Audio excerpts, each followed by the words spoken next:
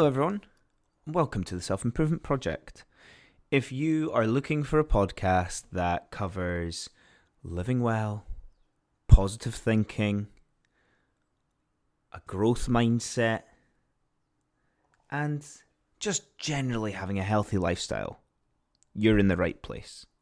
I have almost 300 episodes of content for you, thoughts mainly that you can explore and should be timeless for whenever you need it.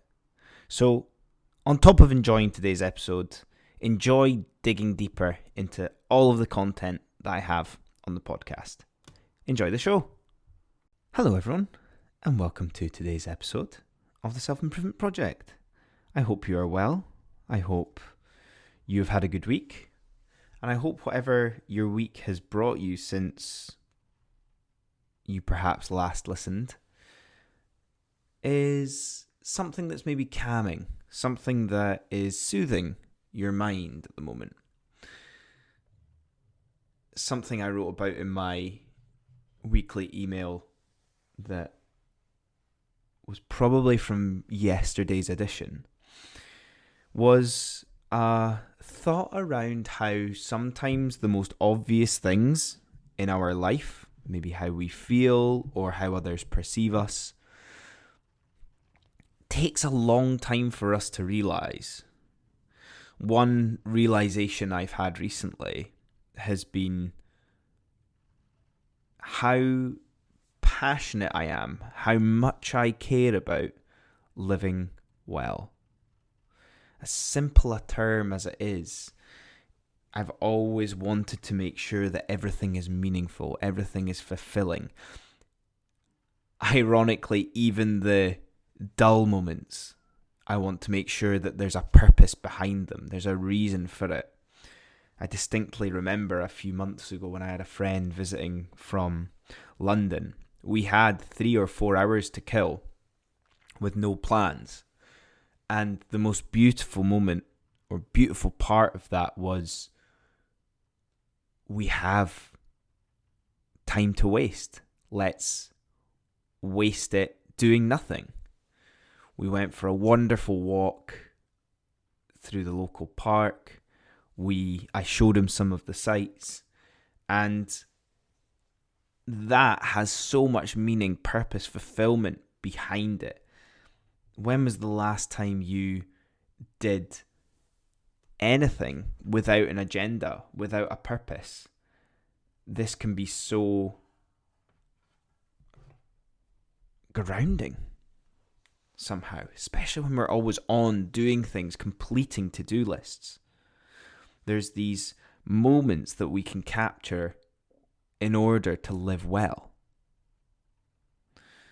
Now, I might explore some different examples, but everything I talk to you about today, I want you to relate it to your own life. Think about what are those opportunities for me that are perhaps right in front of me that would make the most of me living well. So the first question I want you to ask yourself, and again, if you feel like pausing this episode to take a moment with some pen and paper to write it down, please do so. But what does living well look like for you? I've done episodes on your ideal day, your perfect week, all these sort of things, but let's take it a step further here. Let's think about living well. I'm not saying that you will never have negativity again in your life or everything will go perfectly, but living well. There'll be elements of challenge. There'll be elements of things not going your way, but there will always be opportunities to make the most of certain aspects as well. What does living well look like for you? This question prompted 2 different directions for me. It prompted me to write about the next 3 months. So I have that more short-term vision and long-term. How do I want life to look like in the long term based upon where I am right now? The beautiful thing about the long term is that we usually get it wrong anyway. But it's our intention and our direction that we have that leads us to places that we end up feeling really good about. I made a dramatic life change 5.5 years ago now, and that time has absolutely flown, but the intention and direction behind that decision has led me to where I am now, and I am at peace with that, and I am happy with that. Sometimes these things are big, sometimes these things are small, sometimes they accumulate, so lots of small decisions or intentions can lead you to this big moment as well.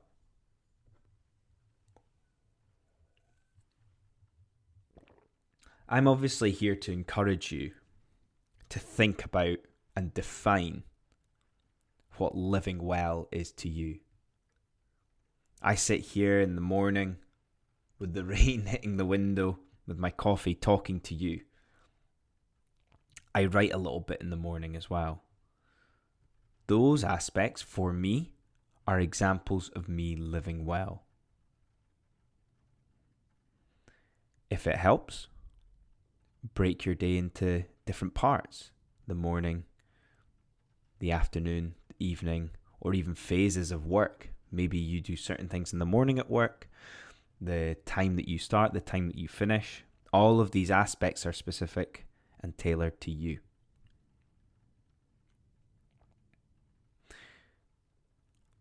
Living well can go into such deeper areas as well. If you're familiar with the podcast, you will know what I'm talking about fulfilment, about meaning, about finding things that bring you worth. And that wholesome feeling to it as well. Living well isn't about making as much money as possible, or having the most attractive spouse, or being able to do what you want whenever you want. And living well in a wholesome manner is about sometimes having to do the difficult thing, but having the confidence to do so, whether it's a difficult conversation or a difficult task.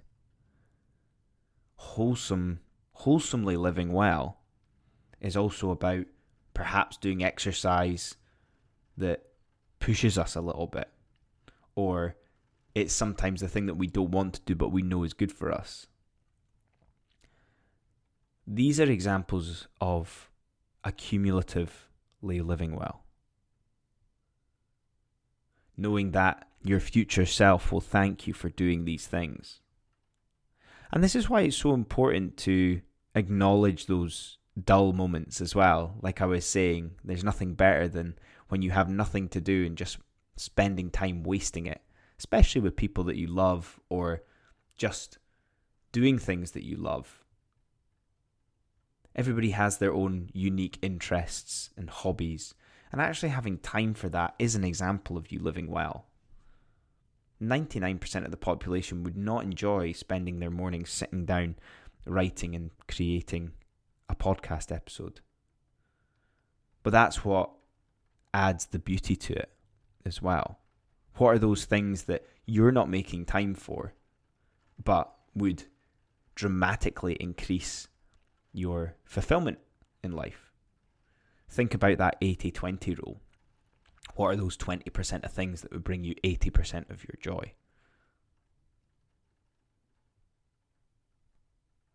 So think about it in the short term.